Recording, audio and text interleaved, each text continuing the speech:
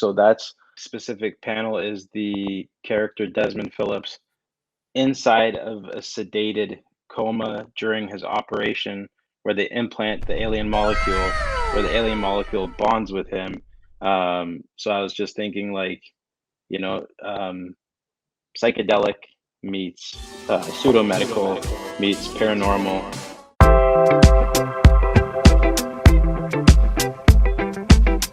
The following is my second interview with artist Doug Knight from my hometown of Toronto. Doug Knight is a visual artist whose childhood battle with brain cancer just about took away his vision. Not quite, but most of it. He's very nearsighted. So he went on to become a tattoo artist, comic artist, and writer. His work is singular. I think he's more like a graffiti artist, but that came as a bit of a surprise to him. His work is about his internal world, and it's fascinating. This conversation went some places. I hope you enjoy it. Welcome back. Hey man, it's awesome to be back. And just a little disclaimer: legally blind. It matters. Blind. It matters enough. I can't drive, but I also, I'm thankful enough to be able to see the good things in life. So I do take pride in that. Yeah. So for people who are watching. Yeah, man. For people who are watching who didn't watch the first show, I don't assume that people watch my old stuff. Just a brief run through of your story, how it started. I mean, you've told it a zillion times, so I'm sure you have it down. So, what's the story behind Doug Knight? So, at the age of 6, according to the documents, I was diagnosed with a brain tumor, and that atrophied my optic nerves, which means it caused the nerves that connect the eyeball to the brain to stiffen up and had pieces fall out of them. What that does is disrupts the vision from my eyeballs to my brain. So my eyeballs are healthy, my brain is healthy, but the connectors, it's like having a loose HDMI cable from your Xbox to your television.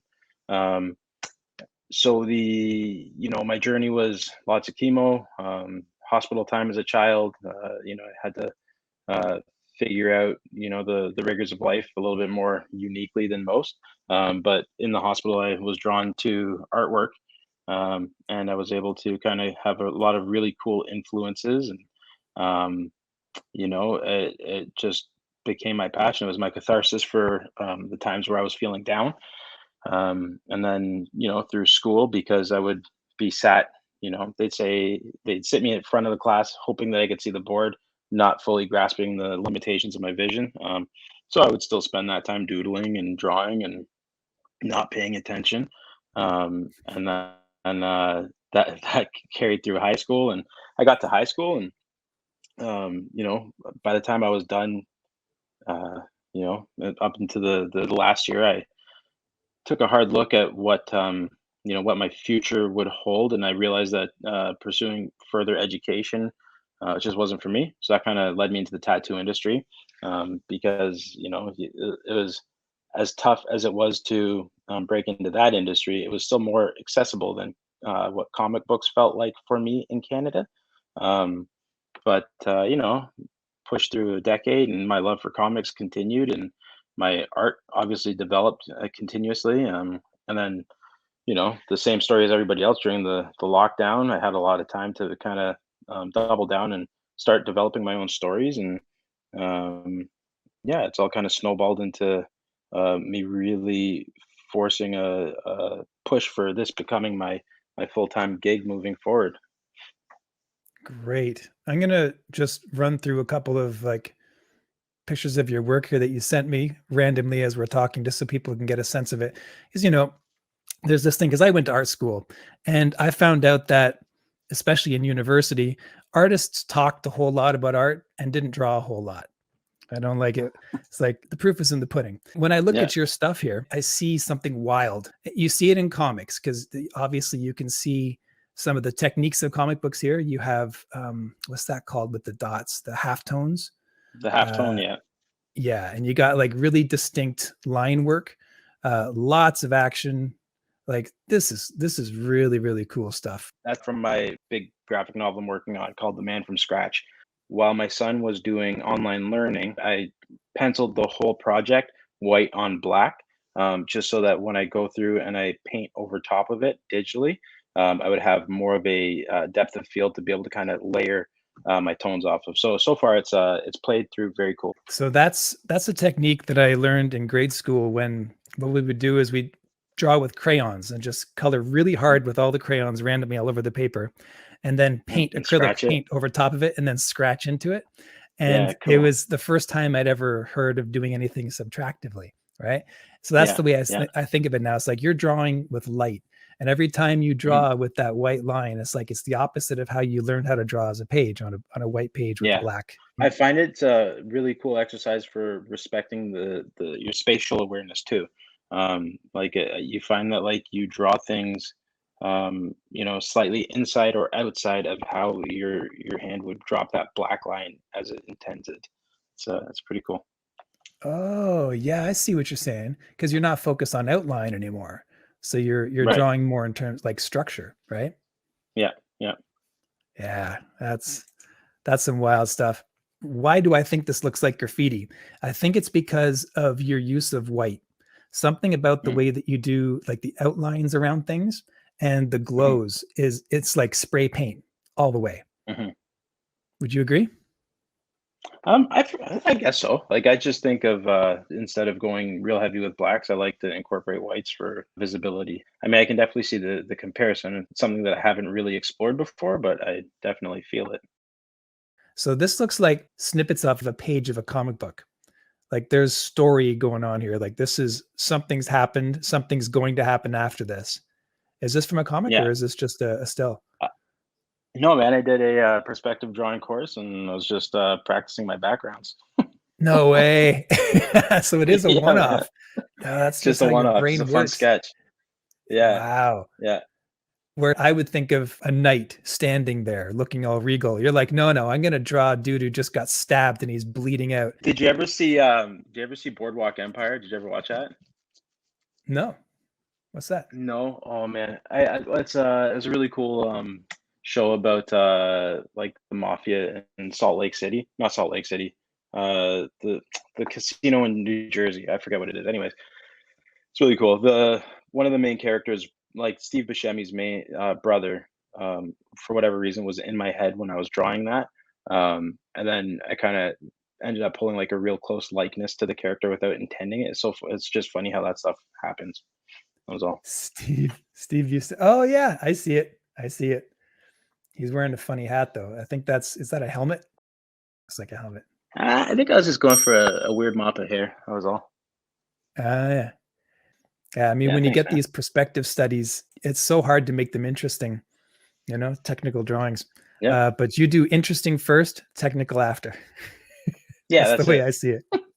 This is the stuff when I first saw your comic book became kind of quintessential. Was this is kind of what I expect. You're just Mhm. so experimental. What are you drawing from when you do this? Is this like, are you trying to like show what this guy's experiencing? So that's specific panel is the character Desmond Phillips inside of a sedated coma during his operation, where they implant the alien molecule, where the alien molecule bonds with him. So I was just thinking, like, you know, psychedelic meets pseudo medical meets paranormal, and just kind of like just having fun with it, right? Like disobeying the laws of art, putting light sources on top of darks, and having a lot of fun with that. The image is just to convey like energy and a level of epic that you could really feel. The whole scene, the way that it plays out, it turns into him getting his cosmic armor for the first time, and it's like this little badass version of like the kid chiasm. So there's a lot of build up to get to this imbuing of strength. So this is happening when he's in a coma and this is in his Yeah. mind. Yes. See, that's what I'm talking about. So there's something about your work that is all about experience. It's like I'm getting a glimpse into your mind as opposed to you telling a story. Like there's a Mhm. story element to it, obviously, but really what's the price of admission is to figure out how your brain works and what's happening in Yeah. there, Good luck. Yeah. I love Yeah. it. It's So like this is what I inked at McDonald's today. nice. This is the man from scratch. So this is more about his shadow that he's casting than the actual person. You're like you're Yeah. going So, deep into what this guy's experiencing. Is this you? Is this a well, depiction of you? this whole book is the visual story. So no words. Like there's some special effects words, but nothing that drives what the character's intention is. And I did a version where I had written it originally, but like I found that I was clogging it up with walls of text that just kind of took away from the overall mood. So like the path of the character, it starts real dark in the middle of nothing, and it's just about discovering the like path of something from nothing, which as artists, I think is real easy when we're seven. And the unicorn fighting the gorilla wearing Kappa sweatpants is a real easy thing to imagine. But once it's been imagined and drawn the first time, it's just something in the playbook. So this book explores when you're satisfied with everything being fresh and what it takes to get there. You have to find the right music to listen to. You have to deal with personal demons. You have to conquer the wall that stops you from continuing the project. So it's a lot of mental and physical obstacles that kind of converge. It's my chance to put together like a magazine-sized book that's going to be visually really satisfying for both art lovers and comic book readers.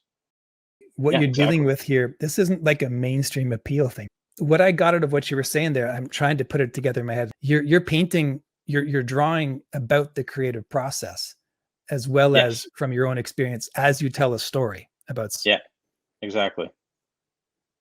Yeah. Wow.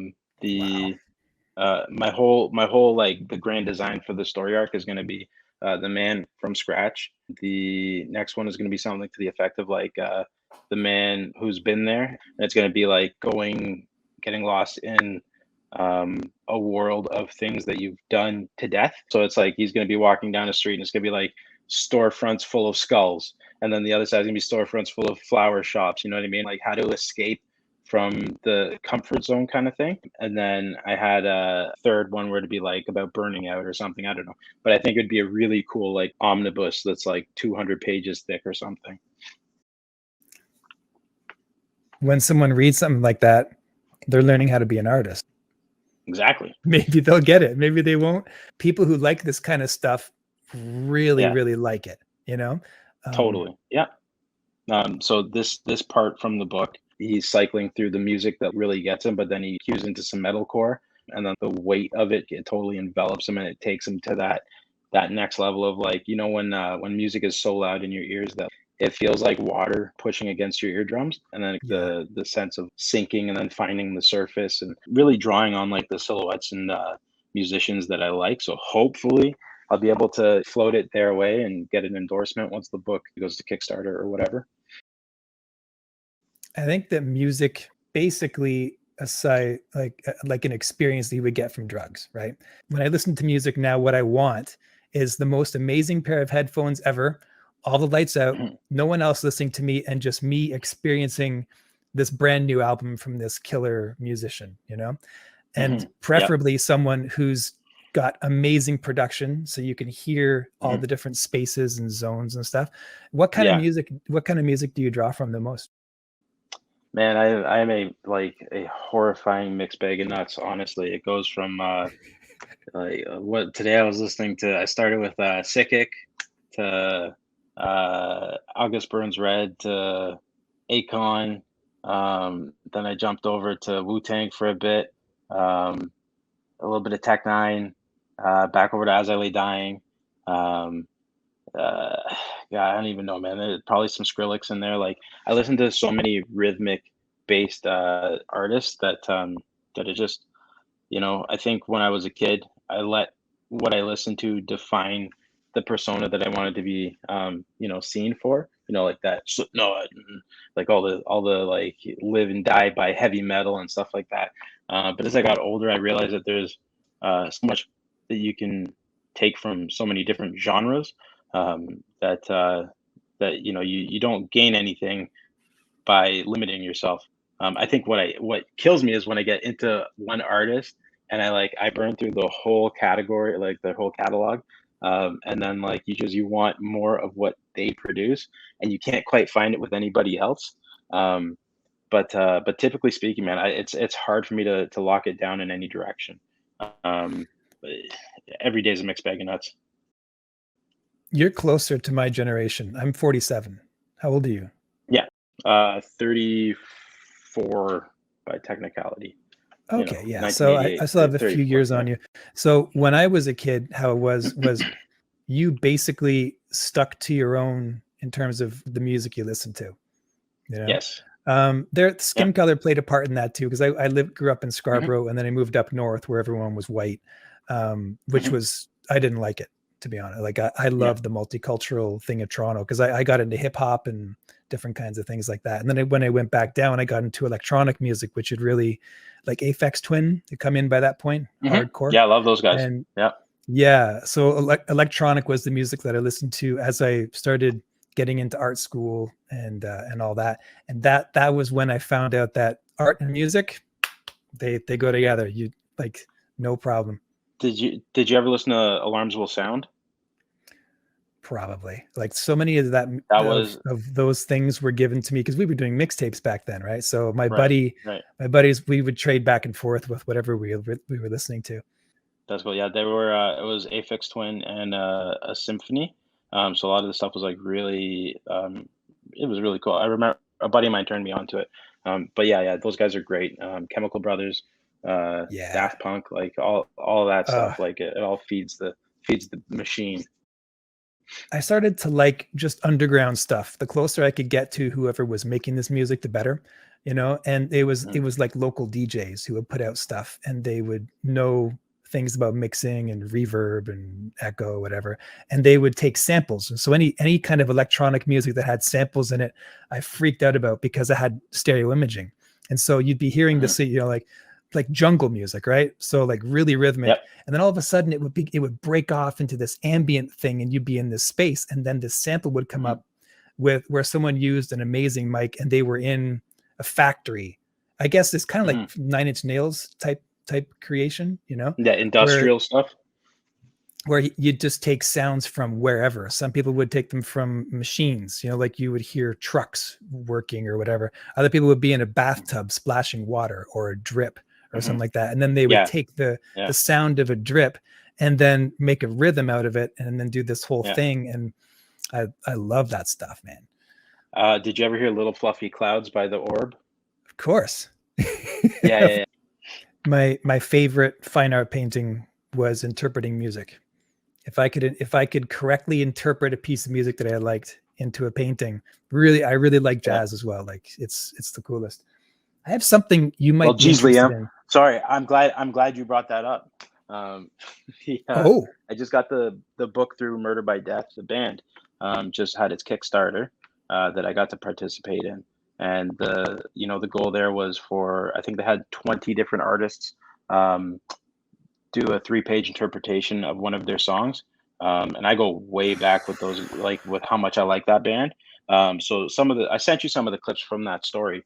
Um, but it was a super cool experience because how like I got involved with it was around this time last year. I had done just like an inked copy of like a fun, ode to the band. And then back in September, they reached out and they're like, "Hey, are we crazy? But did you do this really cool strip for us? And would you be interested in participating in this project?" So it was it was a dream come true. Like the whole time I'm remastering my images for them. I'm just thinking like I want to do this for every band I like. But like especially in a comic book format, I just feel yeah. like you talk about finding your niche, man. If I could, because I could work with anybody, right? I would love to do it. It would be so much fun. It's perfect. There's something about Yeah. that. Like for about 10, 15 years, I pursued that. Um, right now I'm focused on the comics, but it's still there. All right, let Yeah. me call up another image here. Let's see what we got. Sure. Oh, so you got a split on one of those there. Um, the one on the left was a comic strip for 99 Red Balloons, the remake by Goldfinger. So Oh it didn't yeah. actually, it didn't, yeah, it didn't get any traction. But I thought it was really cool. I think I'll probably do a repost soon. Just because like the style and the color was, it's my favorite song, like hands down. So, Really, I eh? want to try to, I know the original yeah, it's version, you know, back from the yeah, 80s, but I the don't know the what one by is the new Goldfinger. one. Oh, I'll check that out um, for sure. For Yeah, I don't sure. think you can't say better because nothing like everything is just as good, but I prefer it. So this is a splash page from the ninth issue of Chiasm. This is where you get to really meet the character Ribbon, and then that rotund fella that she's saving. He is Um, rotund. he was Yeah, he was the drone operator that was piloting the fleet of medical bots that commandeered his Chiasm's family. So he got his comeuppance. Wow. What I like about your comic is that it's not easy to take. Like you have to look and you have to study it to figure Hmm. out what's going on. And it's like that with the writing as well. I don't know if that's intentional or not, but what I do is I'll take some time to look at the bubble, right? It's like right now it says, Hmm. "I've got you, big fella." And then she's thinking, "Good Lord, Desmond, next time drop a grand piano. You'd be doing me a favor." It's like, what does that even mean? You know? And I'm like, oh, and then I'll think about it. And so it takes me a while to read through your comic because I'm like trying to Yeah. figure out how your brain works in the way that you've like it comes out in the dialogue, it comes out in the artwork. It's like you're talking about so much more than the story, right? I love it, man. Hmm. It's That's crazy. awesome. I'm It's glad you take so deep. much. That's why I think it's like graffiti. Because when I look at a graffiti artist, like I knew this guy in art school, and he was just like he was so out there good. Like I couldn't touch this guy, and I was no joke in art school. Like there's like humble brags and stuff like that, but I worked really hard at Hmm. drawing, and I'd Hmm. been Hmm. drawing for years. But the time I went in there, and this guy, he just blew me away. Like, and he all he wanted to do was graffiti. And this guy would come Hmm. back with photographs of like boxes stacked up doing a performance art piece, an installation art Hmm. in Hmm. the back of a warehouse. And it's like he's got one full story of boxes in a curve. And he's like, yeah, we did this. Security guards were out and around and stuff. And he would spend a good while rehearsing everything that he was going to do, the colors, the design and stuff, so he could do it in the dark blind. He didn't Hmm. know he couldn't Hmm. see it, but because he had practiced it and he had the Yeah. concept down and he knew what he was talking about, it's like this is got to be done, boom, like this. Hmm. And it was it If they was taught Umbrella, it would have been even better. Label all your cans. It's great. It's a good magic trick. wow. Yeah. Did you ever watch Ray? Did you watch movies? Yeah, I did. That was a cool one. Yeah, Yeah, that's my only glimpse that was Jamie Foxx. into Yeah. yeah, that might like trying to understand what it's like to be blind or to be a musician. It seems like if you're blind, music seems like the right thing to do. That kind of makes sense. You'll Hmm. probably go full on Hmm. Spider-Man, like your ears are going to be so good. So that movie tried to bring that out, Yeah. Yeah. you know? Yeah. I don't know, man. I think that the body language that Charlie Cox portrays with Daredevil, even though he's a superhuman individual, I think he nailed a lot of the mannerisms as far as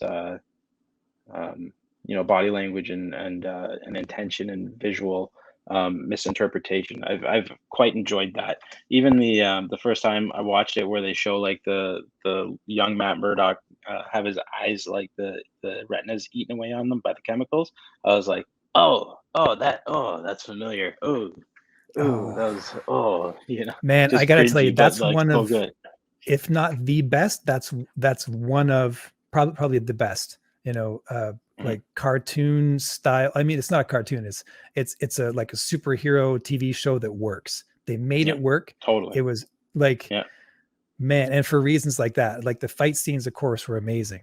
Hmm. But I Hmm. think as much as Matt Murdock and the actor, what's his name again? Cox, Charlie Cox. Charlie Yeah, Cox. yeah, Yeah, like did yeah. he ever nail it? I think he's going to be in the movie too, right? They're coming up Well, with yeah, well, he was in No Way Home, right? yeah, He had the yeah, little cameo. caught the But brick. like, I think my favorite quote from that dude was like something to the effect of like, if anybody else tries to play Daredevil, I'll fight him. You know, I just like that was the first time where I was just like, oh man, this guy like not only is he perfect for it, but he cares about it. So Oh, he's I so really good. appreciated that. Yeah, Yeah. yeah. I love The the way they did the intro on it too, where they made art like and how he sees things, like the way he sees like mhm, rain pour down on things and he can see because of the rain. And it's like he yeah, sees red everywhere all the time. It's like all I mhm, see is a world of red. It's like, oh yeah, yeah. man, that's so It's good. very Frank Miller. Yeah. Yeah, absolutely. Um, I guess as far as like my comic book creations go, um I when you're speaking to one of the cool things I really like about the indie community is that like if you pay attention to everybody, you realize that everybody's got something kind of different but something similar. I watched your interview with Ray Garza, and how he was talking about like he started Tank McGregor just for him, you know. And like the I haven't gotten my copy yet, but from what I've seen and like the energy that he exudes, it feels like it, it's like, and that's what people are gonna gravitate towards, is that when they see that like you're doing something for yourself, so it's like whenever I write a joke in my comics and stuff, I'm not writing them for Liam to laugh at. I'm writing them because I'm snickering as I put this, thinking like, how cheeky can I make this without using the F word, you know um and I do it for myself. I love art, and I love, what it promises and what it can be. And I see it as like the best business card for putting yourself out there. And so, if people have to look at it to view it, then I see it as, they have to do just as much work to see it as I do. It just comes across in a different, in a different embodiment. Do you think that maybe the attitude of doing art for your own personal vision is what sets you apart from being like a designer or like a paid artist doing someone else's vision? I guess so. I think that, obviously I've got experience in giving people what they expect through the tattoo industry and stuff like that. So I do understand what it's like to, um, pay bills by executing other people's vision. I don't think I've put myself enough out there to be recruited for any other assignments to really be able to speak to that yet. Um, I think I've just kind of gone so brazen with giving myself 1,000 tasks of my own accord that, if the opportunity comes where somebody wants me to jump at it, then I'll happily do it. And that'll be the real, I guess, test at that point to see if I can achieve that.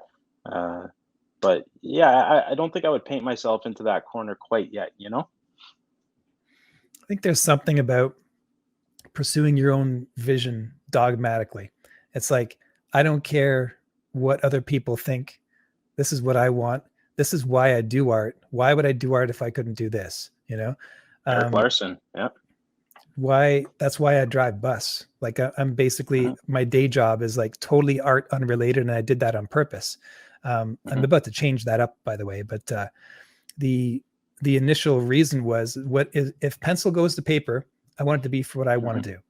Like my Hmm. own vision and my writing comes first before anything else. And it's like, I think that there's a price you pay whether you go one way or the other. It's like Hmm. that poem Hmm. by Robert Frost, to road diverges in a wood, I chose the one less traveled by, and that's made all the difference. It's Yeah. like, really, both paths have been trod about the same. Like you can do art as a designer for a corporate thing, and you're going to grow your skill set, right? Hmm. And you're going to learn how to deal with people. And then if you go the other way, you go your own route, you may not make as much money, but your art is going to be a very personalized vision, Hmm. right? And your commitment to that is like, it pays something else that you don't get by going the other route, I think, maybe, Hmm. Hmm. you know? Yeah. I mean, it's obviously like it wouldn't have relevance if it wasn't a good perspective. I think that, I guess it's, again, it comes down to that, like, would I enjoy drawing the Ninja Turtles? If somebody wanted me to draw the Ninja Turtles, of course I would. Hell I yeah. think that just, Yeah. opportunity knocking is just, it's where it is, and if opportunity isn't knocking, then you start banging on the door with your own stuff. And at some point, like, what's the goal? Do I want to be a cover artist where people just want me to draw their IP with, the flair of how I execute things, and sure, of course, can I get to the point where I can do physical media, um, you know, watercolor paintings and stuff like that for covers? I would love to. Mm. I've got some swagger with marker, and I'm pretty handy with a paintbrush as well. So I would love to get myself to that point, but Rome wasn't built in a day. And I think as long as I plug away and continue to develop, um, what the diversity of my portfolio, whether it's through my vision or through other styles, and that's just gonna open the door up for me to, just be more accessible to other people. Like I don't ever want somebody to say, "Well, this guy never draws manga, or anime or whatever," and they can see, "Oh, he's got super wicked White Cell Squadron. That's pretty anime," Oh yeah. Yeah, or big time. this guy, So it's just like uh, I think that like as far as um, your passion and kind of your work life balance. Like I do home renovations as well, so it's like, yeah, there's days where I'm smashing up a tile floor and I'm thinking to myself like, God, I miss my iPad, and then there's other days where I'm building a kitchen and I'm just so invested in that I can see that the outcome of what I'm focused on is good for both my body and my mind. And then that might take up so much focus that I can't even touch my iPad or my pencil or whatever for the whole week that I'm on the project because I just don't have the storage when I get home. Um, but I think that when, like I was telling you today, when I can sit down for a block of 3 or 4 hours that are like, mine, and I can be as productive as possible, then it just vindicates the fact that like all of the other stuff I have going on in my life will at some point not have to be the thing that I rely on to provide for my family. So, and that's how I very much I view it all. Is it's like whenever somebody gets excited about a success that I'm having with one of my books or a project that I've been invited on or something like that, everybody says, that's really exciting for you. It's such a cool thing, it's such a big deal. And my answer is always, it'll be a big deal when it pays my mortgage, like, and that's my perspective. Is it's like I'm just going to keep working until like um, the working is just a self-driving wheel, you know. When I try to explain to people, and I agree 100%. When I try to explain to people what success means to me as an artist, it's like there's all these different ways of putting it. It's like doing art full time, getting Mhm, paid enough and consistently that I can do that without having to focus on a day job or do something else. mhm, mhm, But then there's also, it's like, would I want to do that if the quality of my work, wasn't up to snuff? It's like, I want to make mhm, sure that like I have the respect of my peers. So there's something about respect, personal respect, but also having that recognition from other artists. It's like, yo, that guy's a badass. He knows what he's doing. mhm, It's mhm, like, yeah, worth it. Whatever I mhm. went through to get Yeah, to this point, cool. yeah, And it's like, yeah. Not feeling like an imposter. yeah. And apparently Mhm, imposter syndrome is a very big deal. So a lot of people have mhm, that even after they've been in it. But it's like, if you've mastered art fundamentals, you can draw in perspective, you understand color, you can sketch the figure so it looks amazing, like eye candy. mhm, It's like you've mhm. arrived. You're there. Yeah, You know, yeah, yeah. let's And it's take a look owning at that what you, too. yeah. I'm gonna keep going Yeah. here. So this is the inversion you were talking about, yeah? Yeah, yeah, yeah. So that the white on black, and then I think it was cool because like when I flipped it, it looks like one of the cleaner pencil sketches I've done in a long time. Like you can see, like you see everything the way that it would be inked. Um, so that's That's a I thought killer that was kind of dragon, cool. man. That is a Thanks, man. killer. Yeah, I love that. that that drawing was done from scratch. Man, the halftones, what you got going? Is this Clip Studio you're using here? No, this is Procreate. This Really? I'm gonna shout out old Visual Timmy. You've probably seen a lot of his ads, but I purchased his one of his texture packs just to play around with it, and yeah, it's just really good. Like I drew my scene, I set it up. I like to draw. Everybody in here has a story because you can flush it out and you can give them little character quirks and stuff, right? But Yeah, it's just really playing with going with like a simple kind of airbrush style, like how I normally do a quick pass on my colors. And then I started layering my textures and having fun with that to see what I could flush out from the experience. Man, see, you got the Toronto vibe, like the Yeah. red streetcar bus there. That's like instantly Yeah. to me Toronto. Um, and then the way there's everybody, there's all kinds of people, and Yeah. then you captured like something. The way that you've used the halftones is about light and shadow and Hmm. an atmosphere. You know, like Yeah. Yeah. yeah, Yeah. I've like, I remember when I was working on that, like, there's no mistaking the smell of the streets, right? It's like that, like, 100-year-old sewage system that like kind of creeps up, that mixes with the gas, that mixes with like the doors of the shops opening where you smell like the waft of like the air filtration that they use. Like, so I love embodying that. It's like even like the uncomfortable heat of people standing too close to you and stuff. I don't know. I put myself yeah, in that man, position. yeah. I love it. One of my favorite things about downtown Toronto is when you're cruising at night and you hear bars that have music like the Rex. You go down on Queen Hmm. Street and you Hmm. pass by the Rex, and they got Humber grads in there or Humber students playing music, and they're just jamming out. Hmm. You go down the street a little bit further, you hear, some underground places playing music, and then just like the whole Toronto vibe, and everywhere, like especially around Queen Street, is just the graffiti. If you go into the alleys, Yeah. and I went in there with a Hmm. backpack full of paints one time because I was like, yeah, I'll try it, but I'm not the kind of guy Yeah. that's going to be doing graffiti, you know. Yeah. We But spoke my about buddy that. was Yeah. like, you need to do it. You need to try this. So I did. And then Yeah. like we didn't even get the chance to start because a cop was right there. I was like, man, how do Hmm. people do this? Wow. Yeah. Yeah. This Yeah. is stressful. You got to be cunning. One of my favorite city memories was the New Year's that I was doing my tattoo apprenticeship. A friend of mine, and like honestly, the an artist that I hope to attain even like a fraction of his like tight technicality. His name is Todd Dixon. He tattoos out of the West Edmonton Mall now, but like at the time he was in the city. So him and his wife and their newborn invited me over for New Year's, and it was with the in-laws, and it was a beautiful night. We drank tea and we played cards. You know what I mean? It's like it's the perfect night for like a straight edge guy.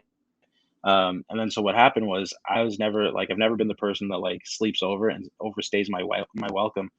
So I like woke up at like, I don't know, 5 in the morning, was bored. And I was just like, all right, I'm done. I left a nice note. I excused myself.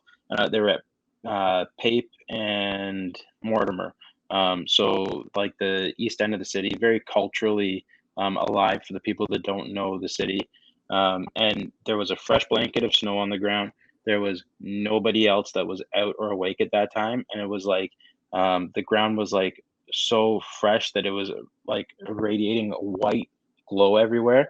And so like I walked, to the Pape station to catch it to get to the Union Station so I could get the go bus.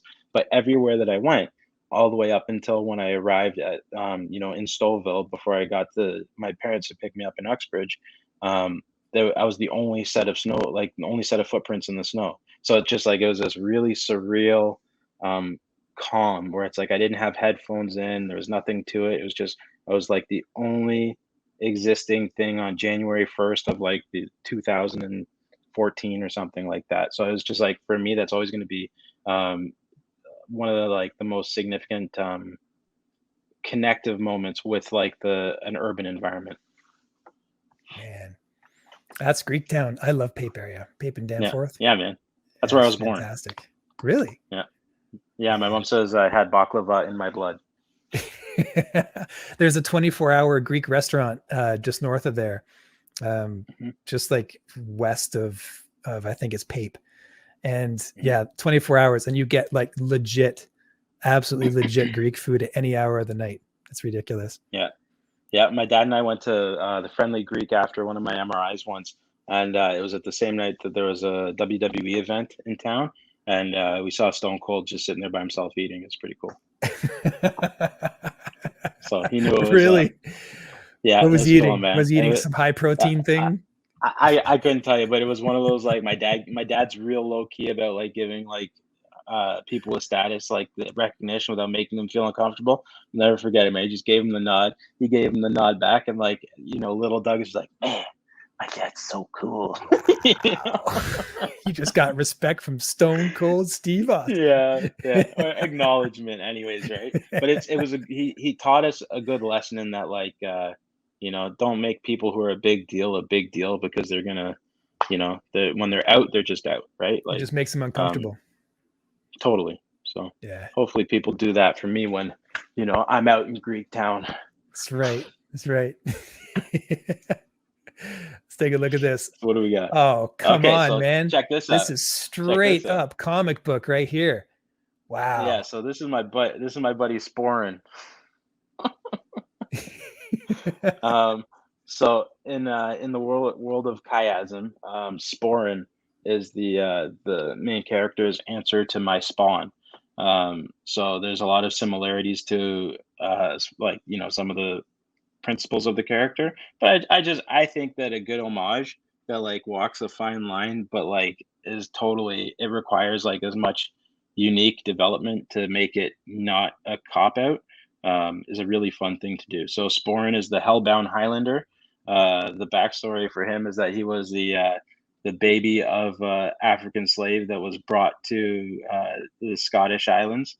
And then as his family was sold and abused to death, he developed this big mop of red hair that they obviously condemned him for being a witch for. And then as he grew up and developed his super physique, it's the whole thing where he becomes like this cursed soul that develops. It's kind of like the Max meets Spawn meets whatever else I could figure out. There's that Polish artist, and the name is escaping me at the moment. He actually calls himself that Polish guy or that Polish artist on Instagram. And he's very painterly. He did he did the Daredevil series and the girl with the size. What's her name again? Electra Nachos. Electra, yeah, the artist who did Electra. Him. It reminds me of her with the way he paints the hair and stuff. You got something like that. Really experimental. That's awesome. I'm just looking it up. So good. Thanks, man. Yeah, it was cool doing the just the simple white lines through the red to show it.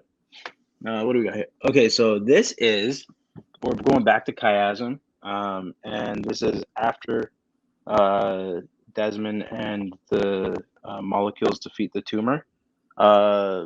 Bill, lot of letters there, man. Man. Bill Sienkiewicz. There you go, Sienkiewicz. Yeah. Okay. So, okay, so back to this. So what this is the whole pullout of this panel is the mindscape is like repairing itself, but the little boy is spending this time like mourning, his first kill essentially, right? Which is the tumor that was trying to kill him. And wow. There's like a dialogue of like the two molecules that are talking about like, we've got stuff to do, but this kid has to process or else it's going to shape him to be a cruel person moving forward and stuff like that. So so I had a lot of fun getting into these pieces. There's a lot of catharsis. And hold on. He's mourning the fact that he killed the cancer. Yes.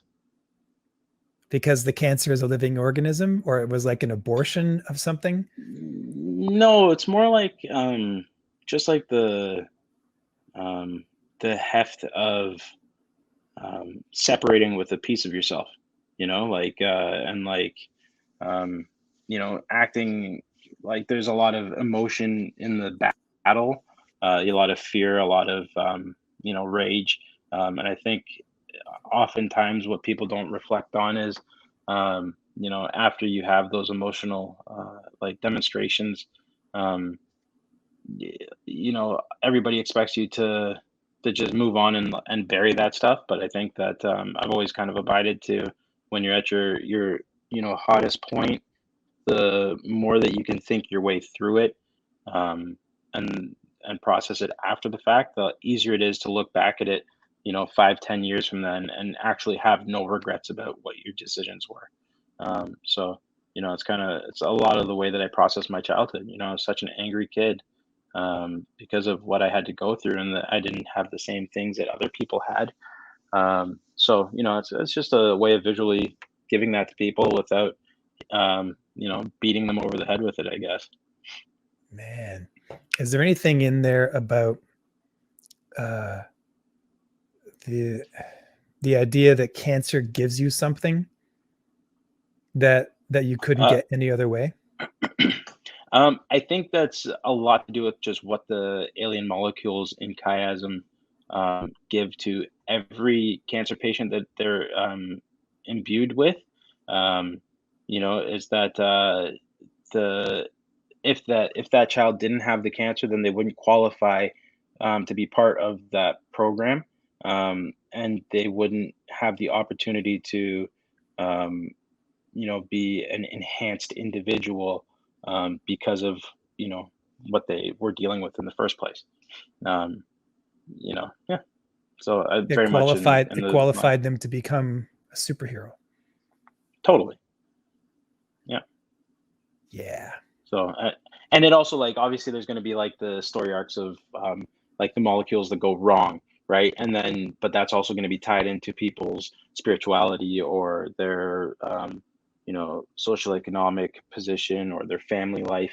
Um, so it's going to be like a lot of really like one of the villains that I have in it that I haven't introduced yet, is based off of one of my best friends from Camp CNIB growing up, and like I messaged him with it, and I don't know, I'm not sure if I told you this before, but like he was at first he was all excited, and then he's like, "Well, I'm a little off put that I'm a bad guy, but I know you'll do me justice," Um, but You didn't tell me that. Yeah.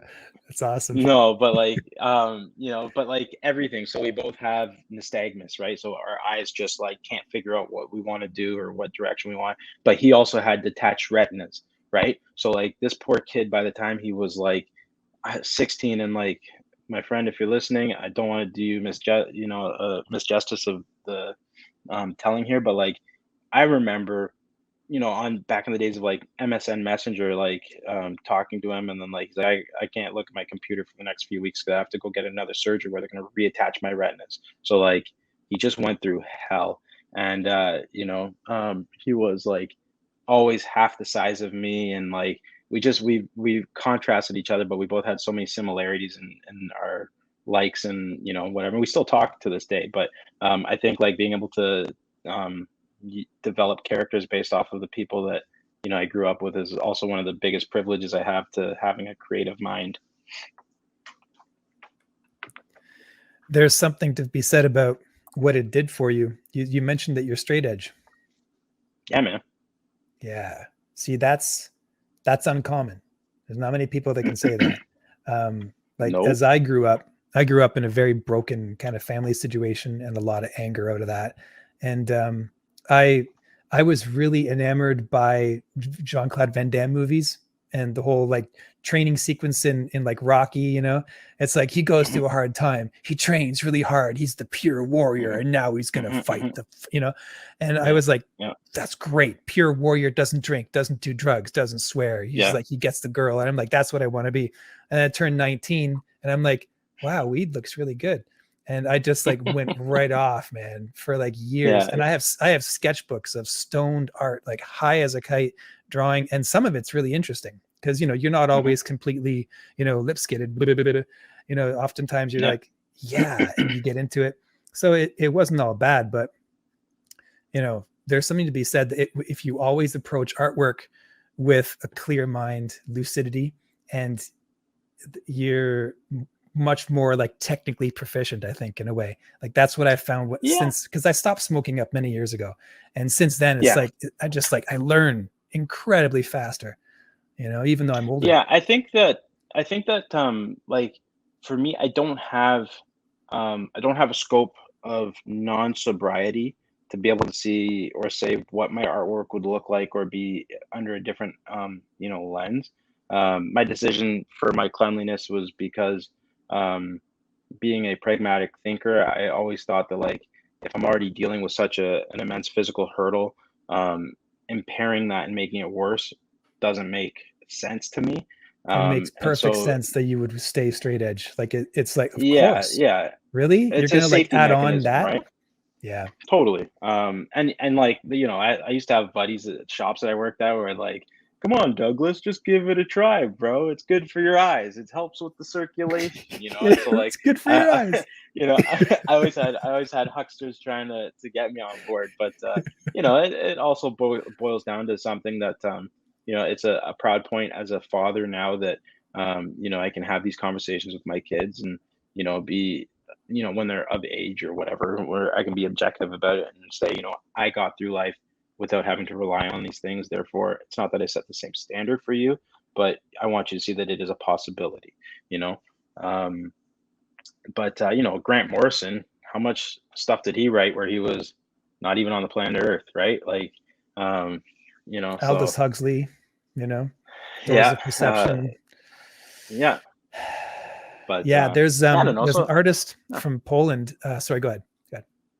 Oh, it all ties into the story of, Doug Knight, where it's just like, um, the, it ties into positive energy and stuff like that, where it's like, I never, I don't know if did you ever listen to the band H2O? Uh, no, I don't know. So I have it's to check a them out. New York hardcore band, but it's just like they're a straight edge band. So it's just like I used to Yeah, resonate with like every song that they did because it was about PMA and straight edge mentality, right? And then like as they all get older, it's about like living that lifestyle so long but still being hard as nails and stuff like that. But it's like it's really fun pop punk basically. But yeah, it's a galvanizing point to the energy at which I exude. yeah, absolutely. It comes across loud and clear, and it's dangerous. It's dangerous in like in a way that's like you don't want to mess with a guy who's on top of his game. You know what I mean? Mhm.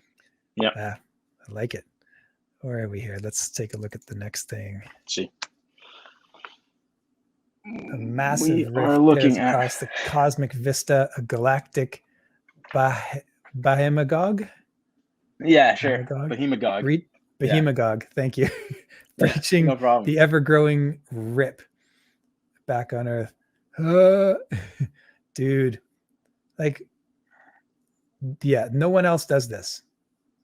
Okay, so this is from my bi-monthly strip with my buddies at Next Panel Press. This is my comic strip called Rad. So twice a month I produce a page.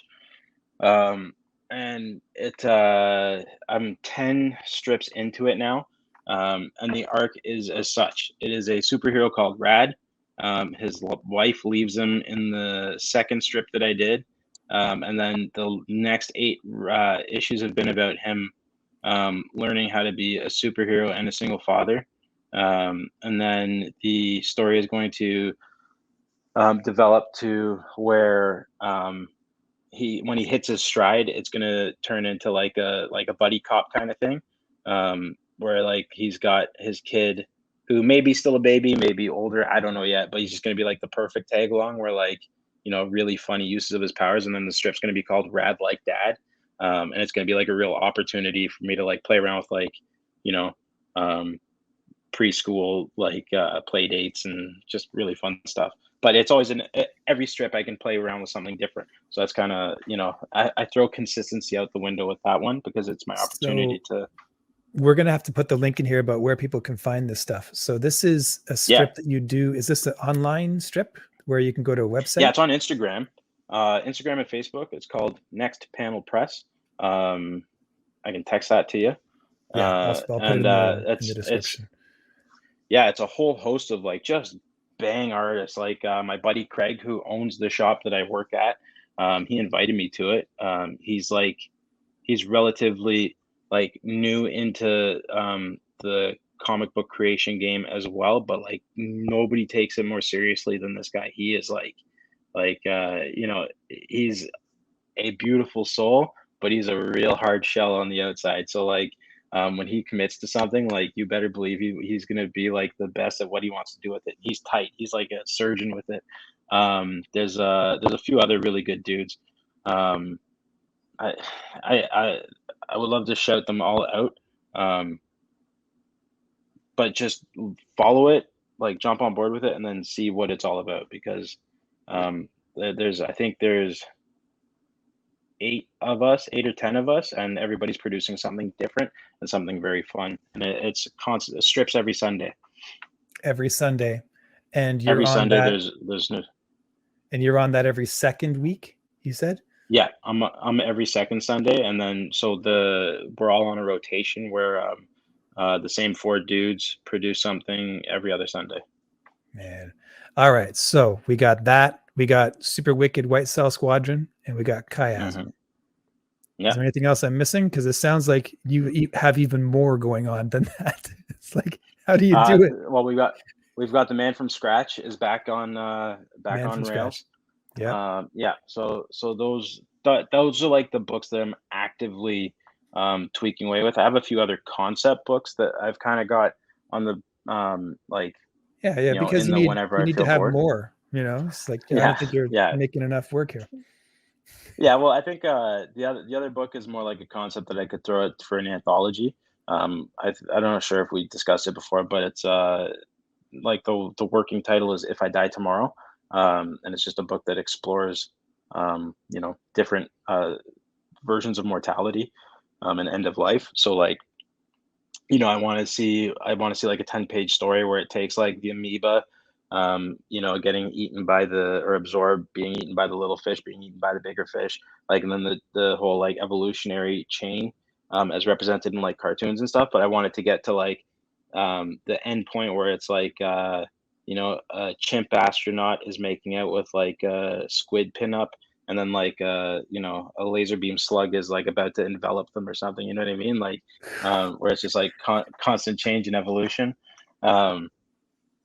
And then like other one would be like reincarnation and stuff like that. But I think that would be a cool opportunity for an anthology where I could get other artists to jump on board and kind of give their own twist to it, so I don't have to manage too much of it. But I've got a few funny stories written for that so far. So yeah, I got stuff going on. So let's just, if you can briefly, like, so which websites do you recommend people go to for your work? Right now, it's all Instagram. It's at Cross-Eye Comics on Instagram, or Crossy whenever people read it on live and they just don't process that there's an EYE. It's one of my favorite things. It's awesome. Hey, Crossy Comics. It's like, oh, I see someone doesn't work with an editor all the time. That's the way we write our websites. We don't use spaces anymore. We don't have those. No, I know. But because Comixology became such a pain in the neck, I'm pretty much like separating myself completely from having been involved with publishing on there, which means that I have to rebuild my website. So it's not up right now. I am working on it, but Instagram, I'm active on Instagram all the time. I started a TikTok. I still don't know what I'm doing with that, but I'm working on it. Everybody, I'm working on it. TikTok is fun. I'm going to interview this guy named Braden Boyd. He's a TikToker and a comic maker, an indie comic maker. He's made 2 comics, and the kid is like, I think he's like 22 or 23, something like that. Just a superstar. And he uses TikTok as a marketing platform, basically. Cool. But that's what I'm TikTok is awesome. for. Yeah. I just need to build my video content. I mean, and that's the thing is, it's like I've got so many like the time lapse draws and stuff like that I could easily throw them up. But I want to make sure that like I'm going at it with like a very clear strategy where people know what to expect and where I can match it up with the right tunes. And even I might even use that as an opportunity to release the Man from Scratch and segment so people can kind of jump in on that or something like that. Seems perfect. It's like yeah, man. The perfect combination to bring that out. Yeah, totally. If the music is on there, Yeah, that's right. Well, or something similar to it anyways. Yeah. And so that's it, man. So Cross-Eye Comics on Instagram, or Next Panel Press to see all some of the other incredible artists that I work with on a regular basis. And that's it. Right on. Well, listen, I left myself an hour to do this, and we're doing that. Thank you so much, man. As always, this is like such a cool pleasure conversation.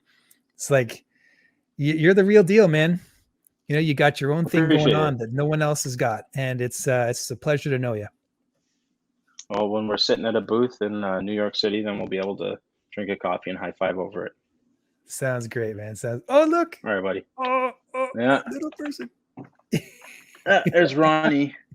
What's up? What do you got? Oh, look at that. What a gentleman. He brought me.